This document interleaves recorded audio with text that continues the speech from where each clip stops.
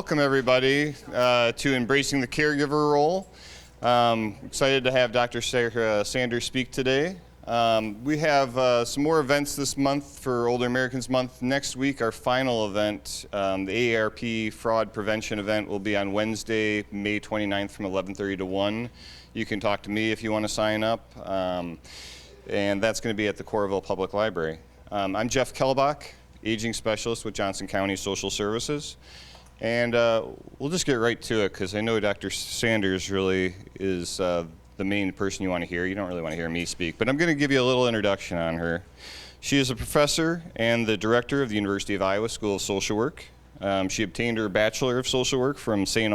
Olaf College in 1994. I don't know if you wanted me to include yours, but we did. Master of Social Work degree from the George Warren Brown School of Social Work at Washington University in 1995, and her PhD from the University of Maryland in 2002. Her research interests pertain to grief and loss reactions in caregivers of individuals with Alzheimer's disease, the role of hospice care for individuals with dementia, and how the larger social service system can be strengthened to meet the needs of patients with dementia and advanced cancer. Dr. Sanders is also interested in sudden and unexpected death and the role that social workers can play with local medical examiner's office and with dying offenders. Clinically, Dr. Sanders has worked as a hospice social worker, the family services director for a chapter of the Alzheimer's Association, and with the Johnson County Medical Examiner's Department. I have had the privilege of working with Dr. Sanders for quite some time in the community. She is, I don't know, I'm building you up here, but she is an outstanding speaker. Her knowledge on issues related to caregivers is immense and something that I always learn something every time I go to one of her presentations. So without further ado, Dr. Sanders. All right, thank you. So it is so nice to be here. He's controlling the mic, so he said if there's weird feedback or anything, he is completely in charge of it. So we're just gonna kind of let that go. So Jeff and I actually met, I think, in 2004 when he was working at one of the adult day health services in town, and I was doing an evaluation, a statewide evaluation of the role of adult day health services for older adults in the state of Iowa. And that was one of the, I always think about that project because that project really shaped me a lot in regards to thinking about how do we, as professionals, meet the needs of older adults in all the different diverse counties in the state. And what we need to be doing in Western Iowa is so different than what we need to be doing here in Iowa City, and is so different than what we need to be doing up in Decorah. And so just the uniqueness of that. So Jeff and I have known each other as we have matured, as I like to put it, as we've gotten older in life. So I am thrilled to be here. I enjoy talking to caregivers, and I enjoy talking about caregivers.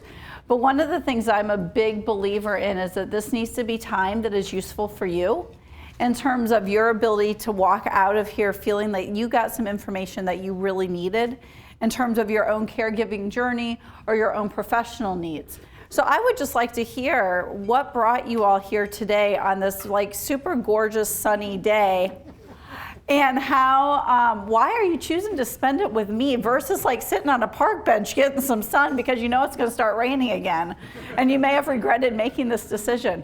So tell me a little bit about what brought you here today. Yeah, go ahead. Well, I'm a caregiver for my mother. Okay, you're a caregiver for your mom. Yeah, she's 86 years old, and so I kind of try to manage things and care for her. Can I ask you a personal question? Does your mom have Alzheimer's, or no? What does your mom have going on? Well, we almost lost her in March. Okay. So she's got health issues. Okay, just in general. In general, yeah.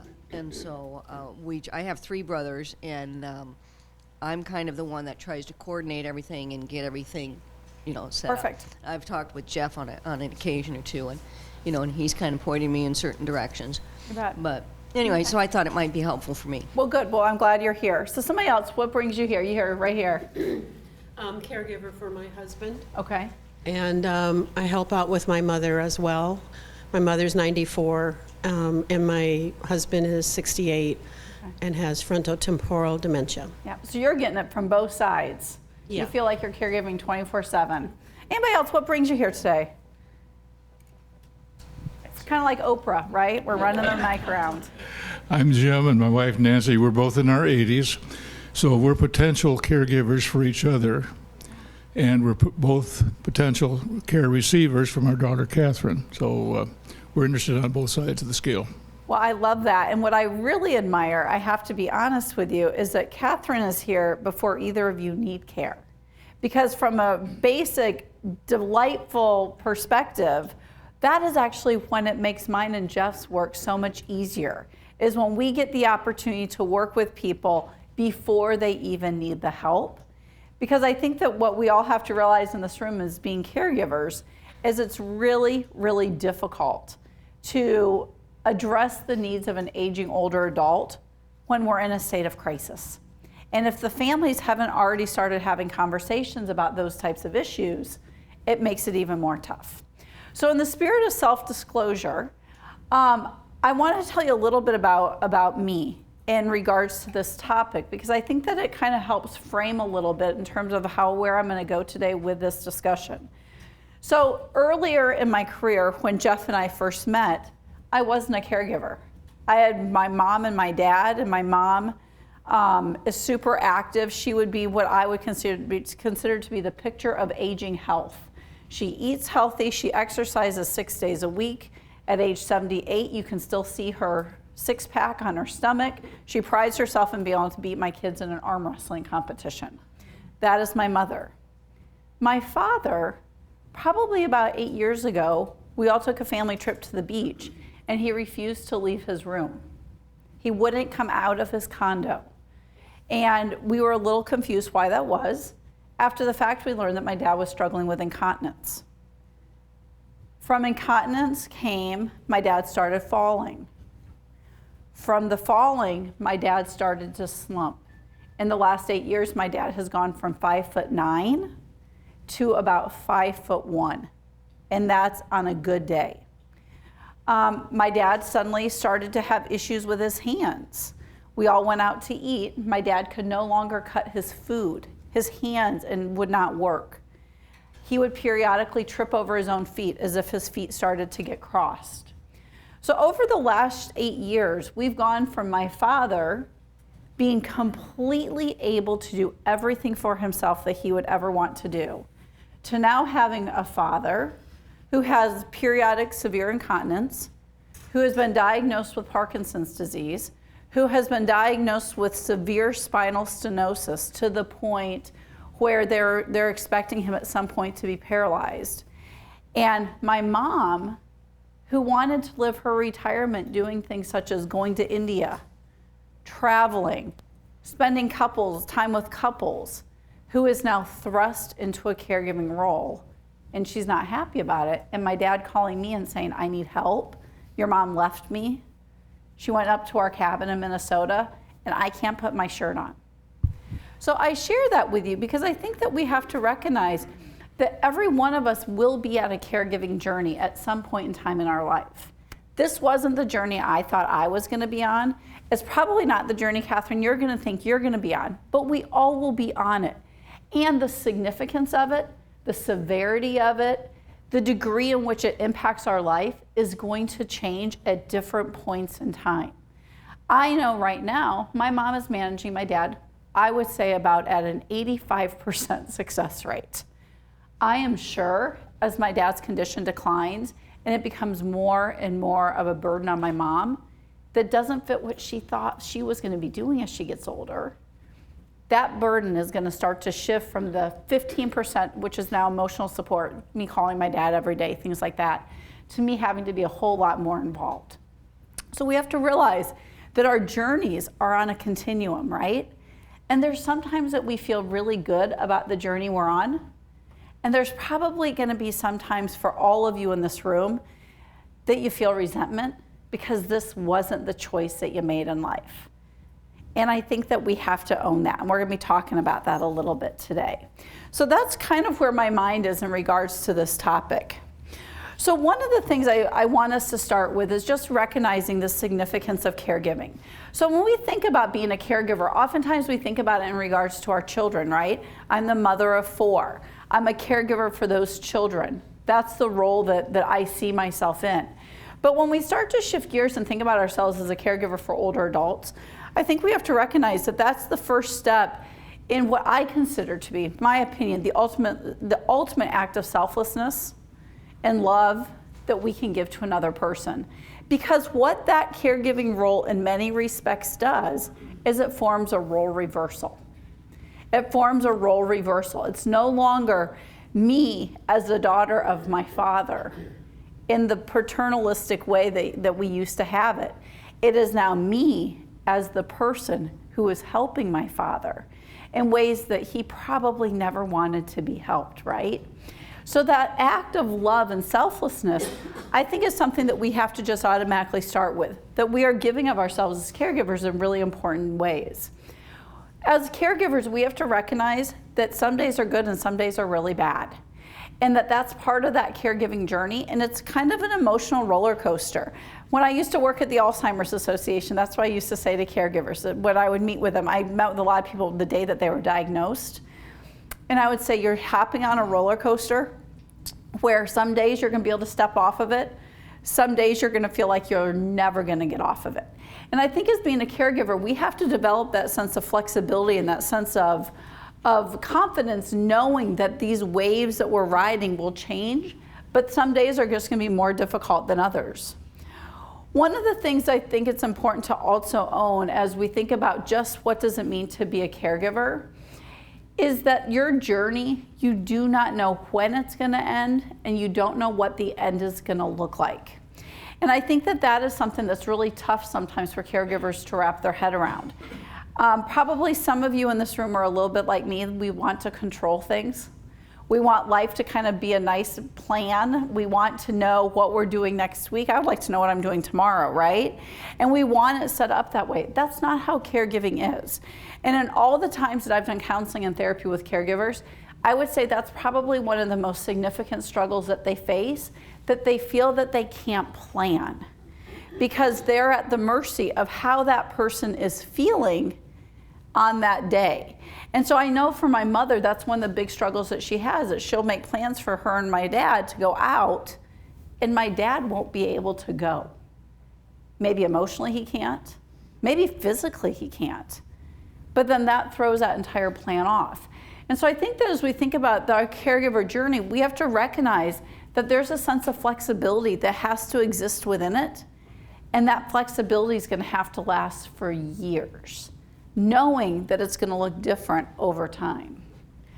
I said a few minutes ago this whole word about resentment, but I'm a big believer that we have to own the emotions of what caregiving's like. And I think for a lot of you, and I would love to see a show of hands, but I'm guessing for a lot of you, at times you have felt resentful. Is that true? Absolutely. But let me ask the second part to this. How many of you have felt comfortable voicing that resentment? Okay, one person. That's part of our journey, right? Is being able to own the emotions for what this experience is like for us. Recognizing that sometimes that resentment is a real feeling that we have to have, and that comes with a lot of other emotions I'm going to talk about. I worked with this wonderful woman. I loved her, and I loved her. Her case was phenomenal. But it was a woman named Chris who let her mother-in-law move in with her. And she thought this was a great idea, a brilliant idea, until she found out that her mother-in-law was hoarding food. And she wasn't hoarding a little food, she was hoarding volumes of food. And she was hoarding so much food, they had built like this beautiful little garage apartment for her mom, that the rats and mice were so significant that they had to tear down the apartment. And I remember saying to Chris, where are you at with this right now? And she goes, well, I don't feel like I can even share what I'm going through with my husband because I don't feel like it's fair to put that on him. That was her level of resentment, right? That she felt like she had given up everything and everything was starting to fall apart. So I think that we have to be willing to own some of those feelings that come with it. Finally, just to kind of frame everything, I want us to remember that at points in time, you're going to have to give yourself permission to say, I no longer want to be a caregiver. And that, to me, is the most important thing that you take away from today. If you take nothing else away from today, I want you to take that away, that none of you have to be a caregiver forever. That at some point, if this role becomes too great, or if this role comes with too much stress, or if this role starts to impact you personally at a level that you can't manage, it is okay to kind of wave that flag of, I don't want to do this anymore, and allow us professionals who do this all the time to step in and be of assistance to you. One of the things I used to say constantly at the Alzheimer's Association is a caregiver can't provide care if they're not taking care of themselves. A caregiver can't provide care if they're not taking care of themselves. And the second thing is sometimes we need to return to the role that we're most comfortable with. Sometimes it's important for me to return to a role of being a daughter.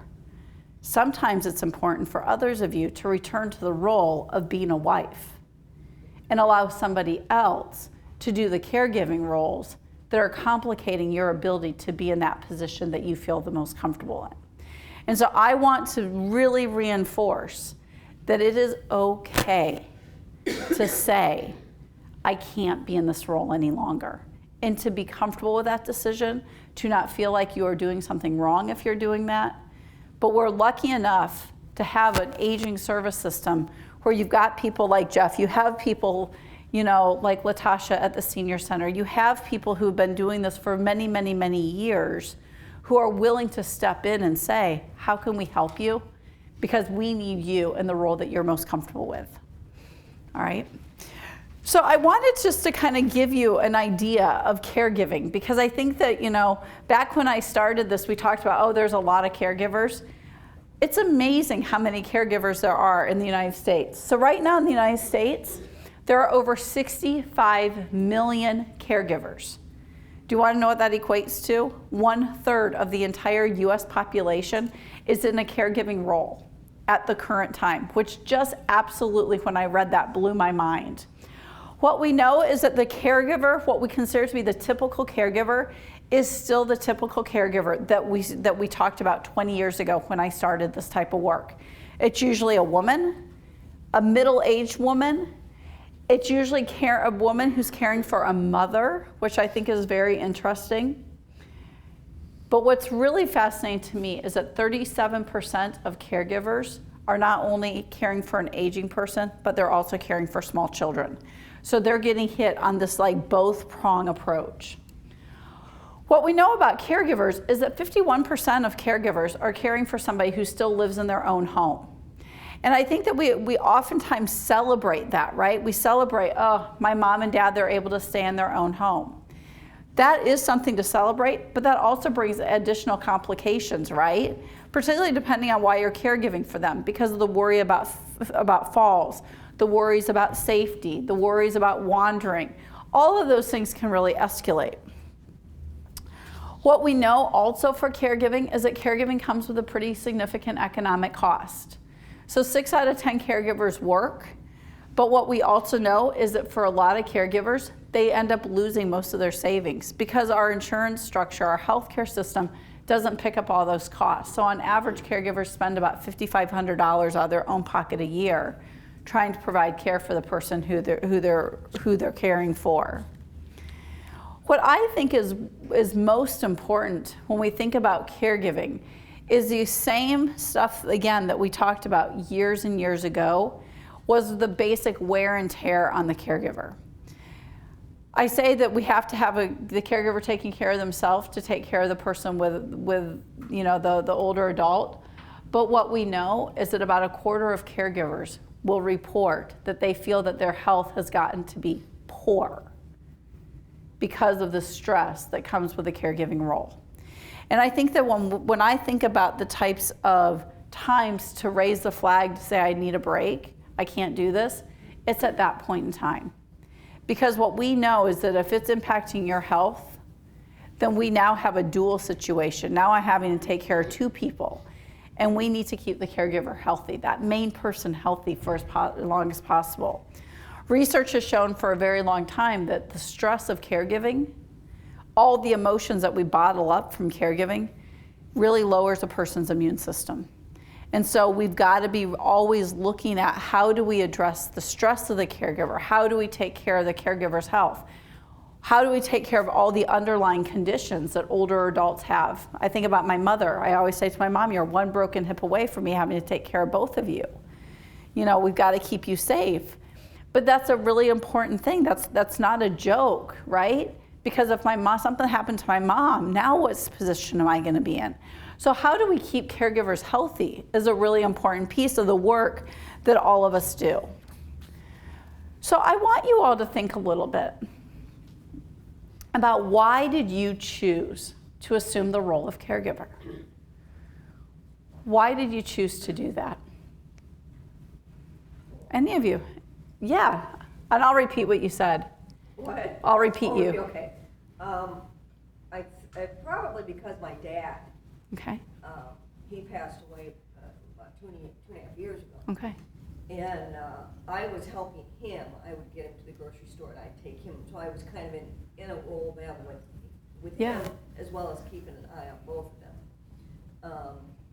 And then before he passed, he said, no, you need to take care of Mother. you bet. So you felt as your dad was dying, Yeah. that you had to step in as the daughter to take care of the mom that he was taking care of. And I've also been the one that both Yeah. of them can rely on. You bet. Because I always was there. And Absolutely. And I really appreciate you sharing that. I think one of the things that for a lot of us is why we become in that caregiver role is that we've always been the stabilizer for our families, right? We've always been the one who steps up. We've always been the one who's been able to get involved. We've always been the one who's made sure things just go smoothly. So naturally, that puts us within that type of a role. Somebody else, what made you get into this caregiving role? What brought you into it? Yeah. You're married, it's better or worse. Absolutely, right? You're married. And so when you're married, there's questions about why wouldn't you do this, correct? And so there's a sense of almost, I think, fear and judgment if you're not going to provide care. And I think for all the work that I've done, and you know, Jeff may have a different experience, but for all the work that I've done, I think it's the hardest for spouses to wave that flag to say, I need help. Because we feel so committed because of our vows. We feel so committed to saying, we need to push through in this. This is what is expected of me. So one of the things I want to take just a little bit of time talking about is the range of emotions that come from caregivers as we're in this role. And I'm going to give you some examples for each emotion. What I want you all to be thinking about as I talk, though, is when have you been at each place?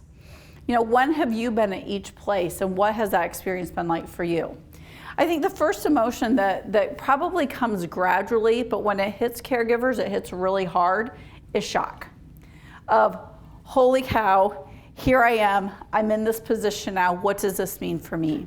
And I think that caregivers, that feeling of shock about the totality of what does it mean to be a caregiver, happens for different people at different times. There was a police officer that I worked with who said, I never really thought about myself as a caregiver until my wife was screaming, you're attacking me, when I was trying to bathe her because she didn't recognize me. That is the shock of now I'm a caregiver. Other people find out that they're caregiving, like with hospice care, when they got the terminal diagnosis. So when the doctor said there's nothing else we can do, you need to bring your loved one home, call hospice, that they found out I'm now a caregiver. I think that those moments for when you identify yourself in that capacity and the totality of it is an important emotion that you pay attention to, because I think that starts to set the stage in terms of how you respond to other things. I think another emotion that a lot of caregivers go through is denial. That it is sometimes we're so close to the situation, we don't necessarily see the significance or the severity of what is happening with the person that we're providing care for. I see denial a lot in spouses. That is probably one of the number one emotions I see in spouses, is almost like a sense of disbelief, or they're more capable than what they are, or a person's symptoms aren't as significant as what maybe the doctor is saying. So that denial of this is a tough pill to swallow, there's a lot going on in the circumstance. I don't know if I don't know if I believe it to the fullest extent. I see that a lot in my mom. I think another emotion that we need to pay attention to is moments of anger. Knowing when we do feel that anger, knowing when we do feel that resentment. I see this a lot with caregivers of people with dementia, particularly people who are caring for somebody who have what we in the world of Alzheimer's care call dementia-related behaviors.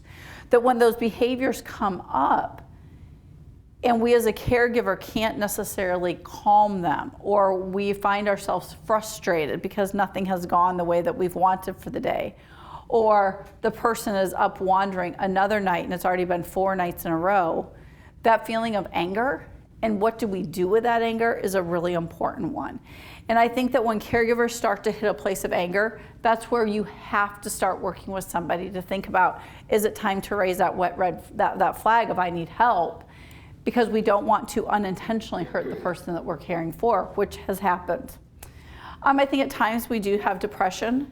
I think that if you're a person who is prone to depression, if you're a person who has experienced mental health in the past, caregiving is going to be an added stressor to it that could elevate that. I think that that you've got to always be working with your own physician regarding your mental health and depression. Because again, what we need is a healthy caregiver, physically and mentally, correct? And so making sure that you're doing what is necessary for you. We've talked about stress and burden. The emotion that I really pay the most attention to, and Jeff knows this as well, is I pay a lot of attention to the emotion of grief in caregivers. And for me, my philosophy, okay, this is opinion by Sarah Sanders. My philosophy is that actually the entire caregiving experience is one of grief. And if we could address the caregiver emotions in the same way that we address other grief reactions, we're actually going to be dealing with a lot of the other issues that are going on. Because what I see for caregiving is loss after loss after loss. There's losses in terms of the relationship we have with the person we're caring for. There's loss in terms of what I have to give up in my life. There's loss in terms of my own physical and mental health. There's loss that's associated with watching a person change right before my eyes and knowing I can't stop it. And so what happens with grief is if we keep bottling it and we keep bottling it and we don't do the work around the fact that we know that we're losing a person piece by piece by piece, that's going to come out in other emotions. And I think that that is a really important thing that each one of you think about, is how do you manage and how do you do the work of grief that comes with caregiving so that you yourself are tending to each of those losses that occur. And it's tough to do. Grief work isn't easy to do. But just like with any other condition, right? When we send people home with hospice care, families grieve. When we watch somebody we love become incontinent like my dad, or can't cut pizza like my dad, or will sometimes trip over his own feet like my dad, we have to recognize that's a loss. That's a loss in who he was and what is the emotional toll on that on me. How many of you in this room would say, yeah, you know you've been grieving and the impact of that? I would highly encourage you to spend time thinking about that. And you know, I can always come back and do a full presentation on grief because that's a topic that I really, really like to think about. So what I want to end with is Jeff wanted me to talk a little bit about that whole idea of when do we ask for help? How do we know that flag needs to be raised to say, I need help?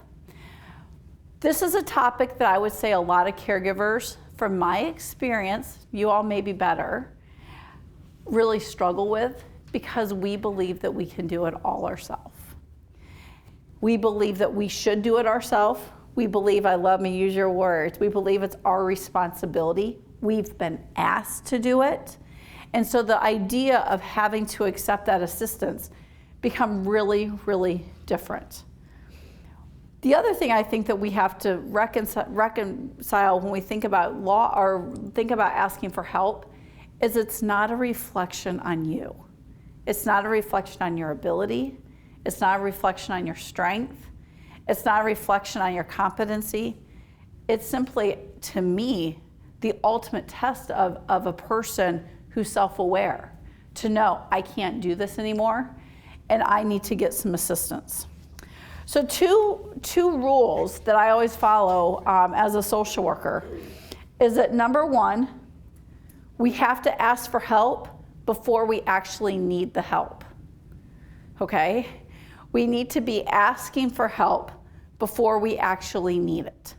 Why is that? That goes to rule number two. We can't plan in a crisis. So if you're the type of person who can see things changing in your loved one, if you are noticing that your fatigue is getting worse, your patience is getting less, if you identify that you're struggling in some capacity, don't wait until the day that you can't get out of bed. Don't wait until the day that you slap your mom's hand. Don't wait until the day that you walk out of the house and leave your husband who can't be home alone in the house alone. Ask for help before you get to that point so that you can work with a social worker, you can work with a care planner to develop a plan. So what I want to do is I want to walk you through how do you develop a caregiving plan that will work for families. And Katherine, this is a great one for you because you're in a great space to be able to have these conversations now. The number one thing when I would work with families to develop a caregiving plan is I would always want to know, number one, who is in charge? Okay, so we all know the adage, there can't be too many cooks in the kitchen. Okay, there can't be too many cooks in the caregiving kitchen because what ends up happening is nobody knows what's happening. So the way that I used to develop a plan is I would pull the entire family together. I'd want a family meeting. Mom and dad, daughter, son, if there's a neighbor that they consider to be part of the family, if there's a nephew, who is that family? Let's get together, but I need to know who's in charge. Because that's the person who I need to be communicating with, because I can't necessarily communicate with everybody. The other thing for why that's important is that sometimes the person in charge shouldn't be the caregiver, right? It should be a person who can be a little bit more objective. They're stepped away from the situation. It's also somebody who can be the family communicator. I'm sure all of you in your own families feel like you're like the odd man out. You don't have all the full information. We need to have a family communicator giving information back out too, right? Let's open up the communication structures in some capacity. Second thing that I would always do when I would sit down with families to develop a plan is we need to get on the table people's expectations, people's values. What do people expect from the caregiver? What are people willing to give to the situation? Jeff and I probably could talk from now until midnight about family cases where the caregiver does not feel supported by siblings, where the caregiver is sitting there and saying, there's no one here to help me. Like they all said they would help me, but no one's helping me. I call and they tell me that they're like going to a wedding and they can't help out or whatnot. Part of that family meeting and having that discussion is we need to come up with kind of a family agreement, right? What is it going to be our plan for when the caregiver needs a break? What if there's someplace the caregiver wants to go? How is the rest of the family going to respond when the caregiver says, I think it's time to place mom in a nursing home?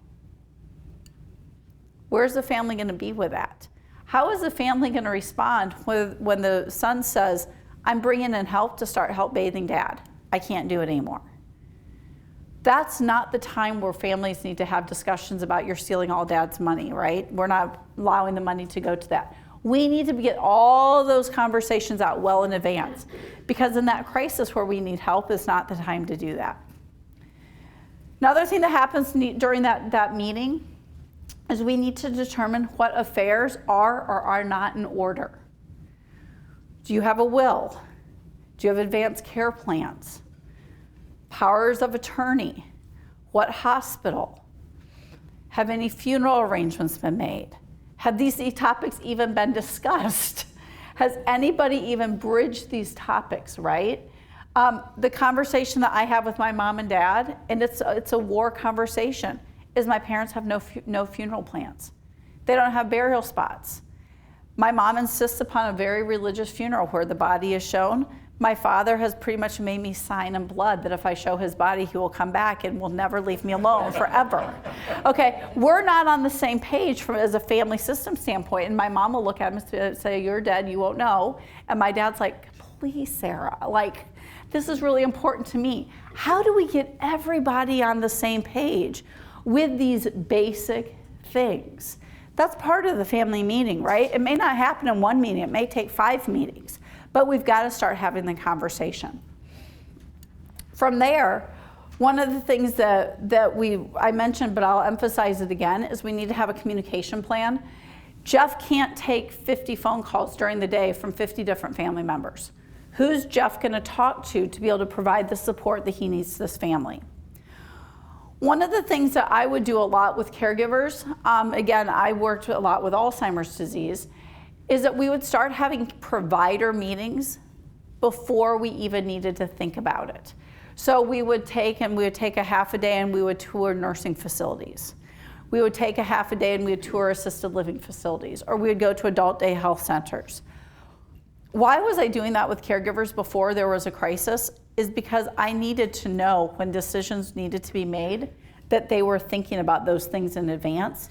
The other thing that all of you need to realize is sometimes there's wait lists for services. Sometimes there's issues with getting the insurance financing you need. So for instance, if you don't have the funds to pay for a nursing home and you need assistance in doing that, that's not something that necessarily can just happen overnight. So sometimes there's steps that have to take place with providers that need some planning to be done in place. And so getting those meetings with providers well in advance is incredibly helpful, so that you've already filled out any paperwork that you need, or maybe at least you have a name and a face. Or maybe it's really important for you to involve your loved one in the process and they've had the ability to participate at whatever level that they are able to. Part of the planning process should also be is having some really frank conversations with caregivers about your own limits. So I'm a big believer that families need to be able to have open permission between each other to say, Mom, you're struggling. I think we need to get help. And how do we start to set up the structures that we can do that so that Mom doesn't feel like we're telling her she's doing a bad job? So having those conversations early, I think, is another important planning process. Make sure you know what your insurance is. Do you have long-term care insurance? Do you have secondary insurance? Do you know what is provided? Do you know if there has to be additional clearances before you can activate something? That's part of this caregiving planning process. Identify caregiver respite opportunities. Sometimes we all just need a vacation, right? Like in January, didn't we all just need a vacation away from here? So who is available to provide respite when caregivers need respite? Is there another sibling that can come in and stay for a long weekend? Is there a place where our care recipients can go for maybe 48 hours or a week so that you can go to that family reunion you really wanted to do? And starting to set up that process so that caregivers know who to call, how long they have to give as a warning, etc. And then finally, starting the conversation about when do we know that care within the setting that you're in can't occur any longer. And that to me is probably the most difficult conversation, but it's a critical conversation. That at some point, that conversation may need to be had. And being open to having that, I think, is a really important thing. That's a conversation we're having with my dad. It's not a popular conversation. It's not a popular conversation. It's a painful conversation. But I can see down the road, maybe in a year, maybe in 2 years, there's not going to be any other options. It's not going to be an option. If something happens to my mom, it's not going to be an option. And so starting to be looking at that long-term future planning when people are in a good space is a whole lot better than when I used to have to walk into a home and everybody was crying because they didn't want to have the conversation, but we had to get dad placed within 24 hours. So starting those types of conversations, I think, are also important. So I'm going to take some questions if anybody has one, but I just want to make a couple of concluding remarks. Is number one, be good to yourself. and be patient with yourself. That as I started with, I'll end with, you are absolutely demonstrating acts of selflessness. And the purity of love, I think, that probably is never can be fully understood until you're in the role that you're in. Recognize that you're on a journey, and the way that you feel about the journey will be different. But for the person you're caregiving for, you're giving them a gift that you'll probably never understand the significance of it. But it's something that I promise you, at some level, even if they can't verbalize it, that they greatly appreciate. So thank you so much for having me. If any of you have questions, I'm more than happy to take them, and I'm more than happy to stick around.